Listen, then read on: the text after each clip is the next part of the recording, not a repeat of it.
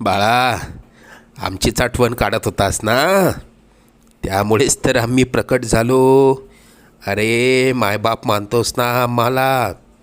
मग तुला पैशांची गरज असताना सांगायचं ना. कोणापुढेही हात पसरू नकोस. लोक 2-4 हजारांची मदत करतीलही, पण तुझ्या मागे सर्वांना तुझी मजबुरी हसत सांगतील.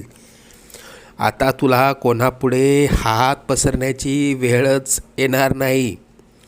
तू आजपर्यंत भरपूर दुःख सहन केलंस.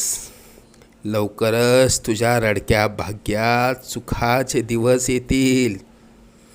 तुझ्या मनात असलेली इच्छा पूर्ण होऊन अक्कलकोटला पेढे घेऊन येणं होईल. येशील ना आम्हाला भेटायला अक्कलकोटला? सगळं मनासा